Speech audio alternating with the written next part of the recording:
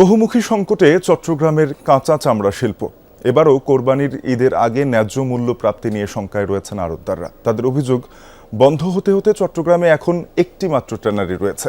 বিক্রির জন্য তাকিয়ে থাকতে হয় ঢাকার ট্যানারি মালিকদের দিকে। তাদের কাছেও পাওনা রয়েছে প্রায় 20 কোটি টাকা। চট্টগ্রামের কাঁচা চামড়ার মূল আড়ত নগরীর আতুরা ডিপো এলাকায় প্রতি বছর কোরবানি ঈদে সংগ্রহ করা প্রায় 3.5 লাখ চামড়া সংরক্ষণ করা হয় এখানে। এরপরই আড়তদাররা পড়েন সংকটে, যথাসময়ে বিক্রি করতে পারেন না, পান না ন্যায্য মূল্য। এবারও কোরবানির আগে শঙ্কার কথা তুলে ধরলেন তারা। যার যা কিনার টপিক আছে, কিনার পরে ওই মালগুলো পরে থাকে, ওই মালগুলো নষ্ট, ওই মালগুলো পচে যায়। সরকার যে দাম দেয়, দাম আমাদের থেকে টানা গেলে মালগুলো দাম কিনে না, আমরা ক্ষতিগ্রস্ত, আমরা ওই বকে টাকা পাই না। বিগত সরকারের আমলে বুলু কাঁচা রপ্তানি করে বলে আমাদেরকে সামনে কিনে, পরে কোরবানের পরে বুলু রপ্তানি কাঁচা রপ্তানি করে না। চিন্তা বা চাহিদা আছে কোথায়? বিদেশে।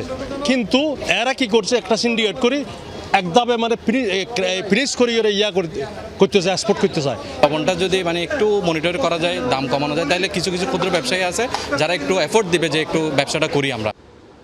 ব্যবসায়ীদের দাবি, একটি চামড়া সংগ্রহ, লবণ দেয়া ও সংরক্ষণে খরচ পড়ে 400 টাকার বেশি।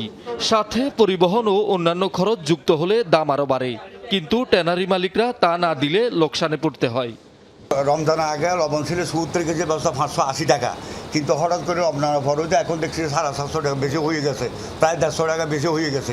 যখন লবণের দাম বাড়ি যাবে তাহলে আমাদের সামনের ভাতটা আরও বাড়ি যাবে। এটা আমাদের একটু 10 টাকা লাভ করতে পারে, কিন্তু 20 টাকা তো লবণের ভাতটা বাড়ি যায়। চট্টগ্রামে মাত্র একটি ট্যানারি, ফলে আড়তদাররা ঢাকার ট্যানারি মালিকদের উপর নির্ভরশীল। এই সুযোগ নেই তারা। তাদের কাছে এখনো অন্তত 20 কোটি টাকা পাওনা চট্টগ্রামের আড়তদাররা। টিকতে না পেরে ব্যবসা ছেড়েছেন অনেকে। এখনো পর্যন্ত অনেক ট্যানারির কাছে অর্ধেক টাকা রয়ে গেছে। আশা করা যায় কোরবানির আগে টাকাগুলো দিবে, আর যদি না দেয় একটু তো প্রভাব পড়বে। প্রভাবের কারণ তো আমাদের সামনে ব্যবসায়ীদের কাছে কোনো টাকা নাই। আমাদের টাকাগুলো আসলে আমরা বিভিন্ন জায়গা থেকে, ব্যাংক থেকে এই জায়গা বন্ধক দিয়ে এই ব্যবসার সাথে আজ জড়িত। এখানে আমরা এখন ডায়ালিসিসের মতো, আইসিইউর মতো আমরা ব্যবসায়ীরা বর্তমানে পরিস্থিতির স্বীকার করতেছি। আসলে এমনি নামে আছি, কোনো কাজে নাই আমরা। শহীদুল সুমন, যমুনা নিউজ, চট্টগ্রাম।